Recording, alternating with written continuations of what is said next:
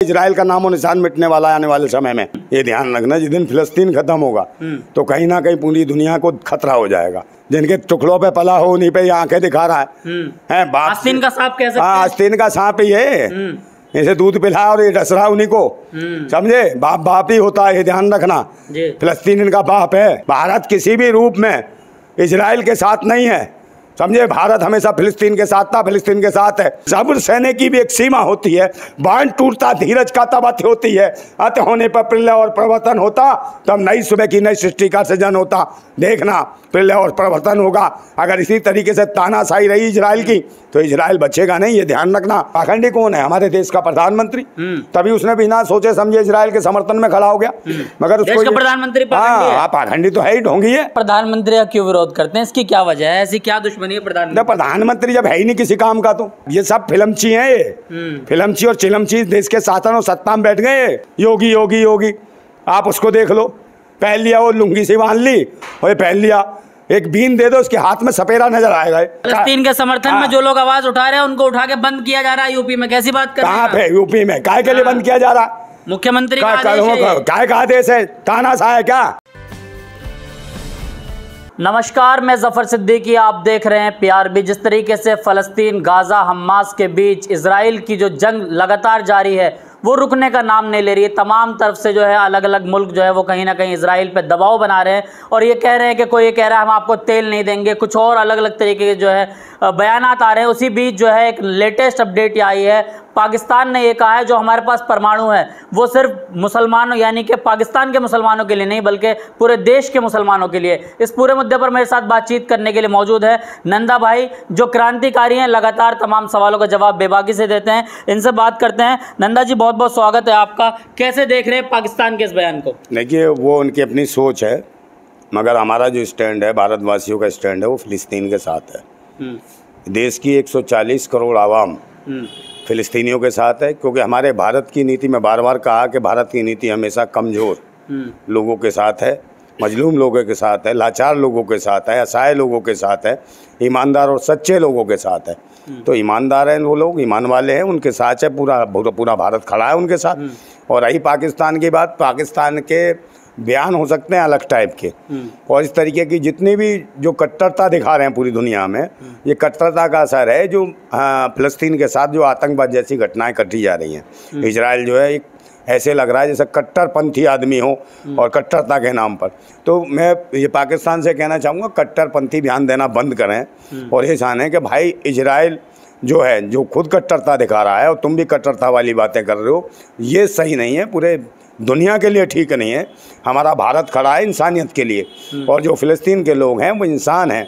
हम इंसानियत की मदद करना चाहते हैं, इंसानियत के साथ हैं। और पूरी तरीके से आप ये कहते हैं कि हम इंसानियत को खतरा नहीं बनने देते, तो मुझे लगता है शायद पूरी दुनिया के लोग और अच्छे तरीके से आपका एप्रिशिएट करते, पाकिस्तान का समर्थन करते। बट ठीक है, देर से ही सही, पाकिस्तान ने देर से ही फिलिस्तीन के समर्थन में कोई बात कही तो सही, अच्छी बात है। मगर आज स्टैंड ये है कि मैं तो शुरू से कह रहा हूँ कि हम लोग फिलिस्तीनियों के साथ हैं और हमेशा रहेंगे, क्योंकि भारत की नीति हमेशा से फिलिस्तीनियों के साथ रही है। क्योंकि फिलिस्तीन कब से आए? फिलिस्तीन तो शुरू से है। फिलिस्तीन का जो आज इजराइल भी बसा हुआ है, इजराइल आया कहाँ से? सन 1947 से पहले आप जाइए, पीछे जाइए बैक डेट में, तो इनको यहूदियों को मार मार के हिटलर ने भगाया था। अच्छा। हाँ, हिटलर ने जब भगाया तो इस शरण के लिए कहाँ है? फिलिस्तीन। समझो, कोई इजराइल नाम की चीज नहीं थी, पूरा फिलिस्तीन ही था। जो आज जिसको इजराइल कह रहे हैं ना, वो इजराइल नहीं था। मतलब फिलिस्तीनों ने इनको बसाया था? बसाया नहीं, इनको शरण दी। शरण दी है, भटके हुआ है, रोते हुआ है, इनको खिलाया पिलाया, शरणार्थी। जैसे हमारे भारत के अंदर आर्यों को हमने शरण दी भारतवासियों ने, और वही देश के ऊपर काबिज हो गए, समझे, कट्टरता दिखा के, पाखंड दिखा के। ऐसे ही वो लोग हैं। अच्छा। इजरायली लोग। तो पाखंडवादियों का जो समर्थन कौन करेगा? पाखंडी। तो पाखंडी कौन है? हमारे देश का प्रधानमंत्री। तभी उसने बिना सोचे समझे इजराइल के समर्थन में खड़ा हो गया, मगर उसको देश का प्रधानमंत्री पाखंडी तो है ही, ढोंगी है। अच्छा। है, धर्म और कट्टरता के नाम पे नौटंकी करते हैं। आपने देखा नहीं है भारत के अंदर कितनी मॉब लिंचिंग कराई? भारतवासी सब जान गए, समझे। धर्म और मजहब के नाम पे टारगेट करते हैं। ना तो ये धर्म के हैं, ना मजहब के हैं, ना जात के हैं, ना इंसान के हैं, ना सम्मान के हैं। ये तो बेईमान है, ना ईमान के हैं। ये किसी के नहीं, हमारे देश के प्रधानमंत्री।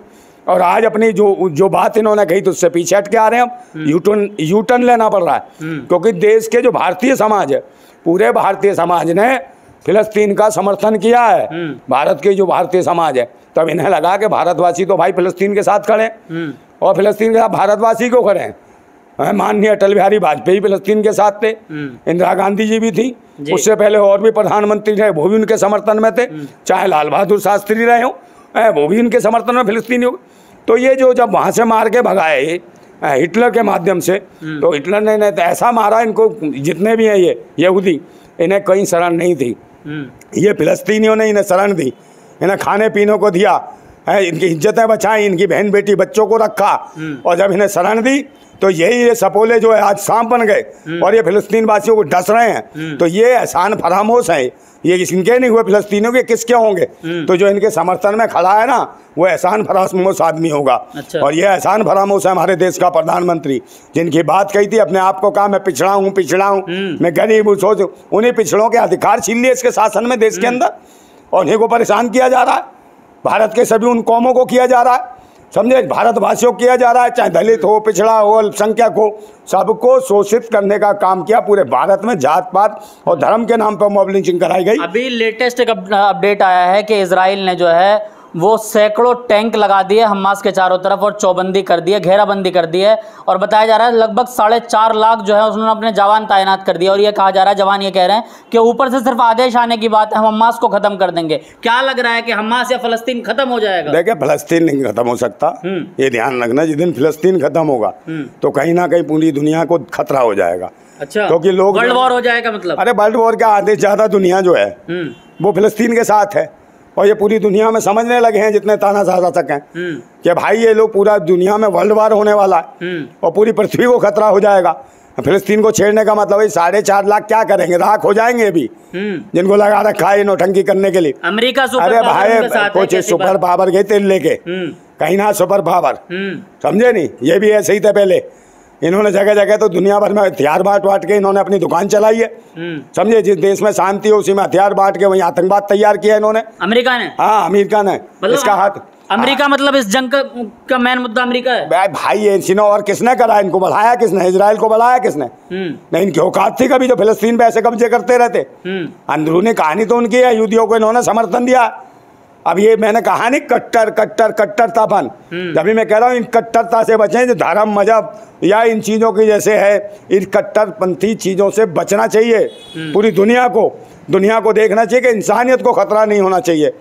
धर्म मजहब के नाम पे, ये धर्म कभी किसी का नहीं कहता कि भाई इंसानियत को खून हो, मगर ये तो इंसानियत का खून हो रहा है। छोटे छोटे बच्चों को मार दिया जाता है, अस्पताल में बम फेंके गए, आप 1000 से ज़्यादा लोग मारे गए। तो एक माँ बताओ कैसे कैसे बच्चे पैदा हुए होंगे, कैसे कैसे उनके बच्चों को पाला गया होगा, कैसे इलाज करा रहे होंगे। उन पे हमला करने का मतलब क्या है कि दरिंदे हैं, भैंसी हैं, आतंकी हैं, आतंकवादी हैं जिन्होंने हमला किया देश के इसके ऊपर, फिलिस्तीन के ऊपर, उस अस्पताल के ऊपर। तो ऐसे लोगों को बर्दाश्त नहीं किया जाता। नंदा भाई, बड़ी तादाद में ऐसा आप कह रहे हैं कि मतलब लोग जो है फ़लस्तीन के साथ है, लेकिन लगातार सोशल मीडिया पे बड़ी तादाद में लोग ऐसे भी है जो इजराइल के साथ है, कह रहे हैं वो आतंकवादियों को मार रहे हैं। कौन सा आतंकवादी? अभी खुद भूतनी के इस घर में शरण ली, उनके घरों में शरण ली, उन्होंने तुम्हें सरपरस्ती दी। आतंकवादी देशद्रोही तुम हुए ना, नमक हराम तो तुम हो, जितने इजरायली हो, और जो इनका समर्थन कर रहा है वो भी नमक हराम है। वो भी कहीं ना कहीं अपने देश में गद्दारी करके आए होंगे, वही लोग तानाशाह इनका समर्थन करेंगे। भारत किसी भी रूप में इजराइल के साथ नहीं है, समझे। भारत हमेशा फिलिस्तीन के साथ था, फिलिस्तीन के साथ है, क्योंकि वो मजलूम है, गरीब है, परेशान है, असहाय हैं, और उन्होंने इसी इजराइल वासियों की, जो इजराइल के जो थे यहूदी, इनके बुरे वक्त में मदद करी। और बुरे वक्त का नतीजा ये है कि उनके साथ हरकतें की जा रही हैं, उनकी ज़मीनें हड़प ली, उनके घर हड़प लिए, उनकी बहन बेटियों की इज्जतें लूट ली, उनके छोटे छोटे बच्चों को कत्लेआम कर रहे हैं। तो ये भैंसी है। मैं फिर कहता हूँ कि सब्र सहने की भी एक सीमा होती है, सब्र सहने की भी एक सीमा होती है। बांध टूटता धीरज का तब अत होती है, अत होने पर प्रलय और प्रवर्तन होता, तब नई सुबह की नई सृष्टि का सृजन होता।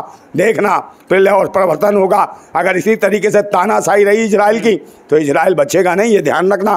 पूरी दुनिया तुमसे बदला लेने के लिए बैठी है, और दूसरे नंबर पूरी दुनिया में लोग दुआएं कर रहे हैं फिलिस्तीन के लिए, प्रार्थनाएं कर रहे हैं कि फिलिस्तीन की मदद हो रही है। मदद करेंगे, क्योंकि जितने भी इंसानियत रखते हैं, मानवता रखते हैं, जिनमें इंसानियत के लिए दर्द है, वो फिलिस्तीन के साथ खड़ा होगा। और जो भैंसी है, दरिंदा है, नालायक है, खलनायक है, वो हमेशा इजराइल के साथ खड़ा होगा, मैं आपको बता रहा हूँ। इजराइल ने जो है अपने दूतावास को तुर्की से बुलाने का काम किया, ये कहा कि वहाँ से तुर्की से जो है अपने दूतावास को वापस बुला लिया है। तो क्या लग रहा है कि क्या तुर्की भी इस जंग में जो है वो कूद रहा है, इस वजह से इजराइल को डर लग रहा है इस चीज़ का भी? देखिए उन्हें तो डर है ही, मैंने कहा नहीं। अच्छा।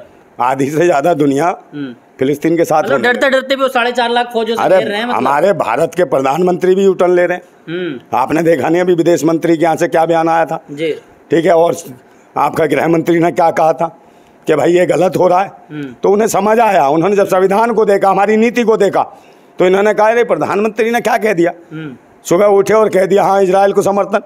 तो मैं कह रहा हूँ भाई, बहुत जब तक आदमी को ये ना पता हो देश के प्रधानमंत्री को हमारी विदेश नीति क्या बोलती है जी, हमारा देश क्या बोलता है, हमारे देश का संविधान क्या कहता है विदेश नीति पर, तो वो प्रधानमंत्री क्या है, मजाकी तो है। उसे तो ऐसे लग रहा है जैसे यहाँ उसकी गुंडागर्दी तानाशाही चल रही है कि धर्म मजहब के नाम पे इसे बंद करा दो, उसे मार दो, इसे पीट दो। तो वो लग रहा है कि ऐसे जहाँ मर्जी हम कर देंगे विदेश में भी। तो ये एक इंसान से ये देश नहीं है, 140 करोड़ लोगों से ये देश है, एक इंसान देश नहीं है ये। सबकी मर्जी समझनी पड़ेगी। नंदा भाई, लगातार आप प्रधानमंत्री का क्यों विरोध करते हैं, इसकी क्या वजह है, ऐसी क्या दुश्मनी है प्रधानमंत्री जब है ही नहीं किसी काम का, तो आप मुझे बता दो एक काम करनी 9 साल से कैसे दोबारा गद्दी पे बैठे? यार ईवीएम मशीन, ईवीएम मैया, चुनाव आयोग देवता है इनका, आप करा लो बैलेट पेपर पर चुनाव करा लो, अगर दोबारा आ जाए तो कह देना, मेरे मुंह पे थूक देना। अच्छा, हाँ, इतना बड़ा दावा कर रहे हैं? मैं गारंटी से कह रहा हूँ, है सब ये मिले हुए लोग हैं, पाखंडवाद को ये कायम करना चाहते हैं, कट्टरता के नाम पे लूट रहे हैं। और इन मैं कहता रहा हूँ धर्म के भी नहीं है, कट्टरता के नाम पे खुद अपने स्वार्थ पूरे करना चाहते हैं, खुद लोगों को लूटना चाहते हैं।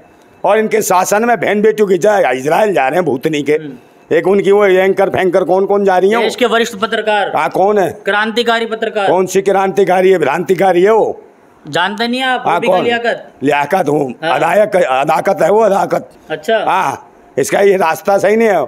वहाँ क्या पत्रकारिता कर रही है और ये मर गई थी जब, जान को जोखम में डाल, अरे जान को जोखम में वहाँ दिख रही है वो जैकेट पहन के स्टाइल में फोटो खिंचा रही है वहाँ। मैं कह तो रहा हूँ, वहाँ के भी तो कह रहे हैं ना, गाना गा रहे हैं, जलेबी बाई कहाँ से आई, ये कह रहे हैं इजरायली भी। मतलब पत्रकारिता पर सवाल उठा रहे हैं आप? ये पत्रकारिता नहीं है, चित्रकार है ये। अच्छा, पत्रकार नहीं, चित्रहार है। मैं कह तो रहा हूँ, जब क्या मर गई थी, जब मणिपुर में बहन बेटियों को निर्वस्त्र घुमा रहे थे, वहाँ ना गई ये, वहाँ तो इसके पता नहीं क्या हो गया था, पैरों में पता नहीं क्या फोड़े पड़ गए थे, छाले पड़ गए थे, सड़ गई थी, जब बदबू आ रही थी शरीर से, क्या वहाँ जाने में। या इसको भी डर था कहीं इसको भी निर्वस्त्र करके घुमा देते, जैसे हमारे देश की बहन बेटियों को नंगा करके घुमा, तब नहीं इसके दिन क्या मणिपुर क्या देश से बाहर था क्या? है क्या फिलिस्तीन में था मणिपुर? इजराइल जाने के लिए कैसे वीज़ा? इजराइल में, हाँ इजराइल में तो दिखा रही है ना एक्शन, वहाँ शूटिंग करने गई है, जैसे हमारे प्रधानमंत्री शूटिंग करते हैं। तो इनको बहुत, ये सब फिल्मची हैं, ये फिल्मची और चिलमची देश के शासन और सत्ता में बैठ गए भूतनी के। मैं सही बता रहा हूँ। और एक वो जो योगी आप उसको देख लो, आपके प्रदेश के मुख्यमंत्री कैसे बात कर रहे हैं? और क्या, उसको देखो स्टाइल। आप मुझे बताओ, एक बताओ, हमारा धर्मनिरपेक्ष राष्ट्र है, नौटंकी बात सब बैठे, पहन लिया वो लुंगी सी बांध ली और पहन लिया, एक बीन दे दो उसके हाथ में सपेरा नजर आएगा, सही बता रहा हूँ, और पिठारा और हाथ में सांप लेके घूमता हूँ। ऐसे ऐसे मुख्यमंत्री हैं, बताओ कहीं दुनिया में इनकी फोटो जाती होगी तो लोग क्या कहते होंगे इन्हें? आप मुझे बताओ, हमारे भारत में और कोई आ जाए, कोई मुसलमान बन जाए, हरे कपड़े पहन के मुख्यमंत्री बन जाए, पूरे देश वाले कहा नहीं क्या ये हरियल तोता कहाँ से आ गया है? अभी से कहो कि ये क्या है, ये सपेरा घुमा रखा पूरे देश में, ना शिक्षित, ना पढ़ा लिखा, ना कुछ है। और ये लोग हैं जो धर्म के नाम पे नौटंकी करते, जिस मर्जी को जेल में बंद कर देते हैं। शिक्षा के केंद्र खोले, शिक्षा के पीछे पड़ जाते हैं, स्वास्थ्य के केंद्र खोले उन्हें बंद करा देते हैं। तो ये ढोंगी है या खुद अनपढ़ है या शिक्षित है? जो खुद है तो उन्हें शर्म आती है कोई पढ़ना जाए लिखना जाए। उन्होंने अपने जीवन की कुर्बानी दी है, कैसी बात कर रहे हैं आप? उसके बाद मुख्यमंत्री बने, कुर्बानी दी है, भीख मांगी है, समझे? अपने घर परिवार को रोटी नहीं खिलाई गई तो बचपन में निकल के झोला डाल के भीख मांगने। तो जो खुद अपना पेट नहीं पाल सकता वो क्या देश को पालेगा? ये सोचने की जरूरत है।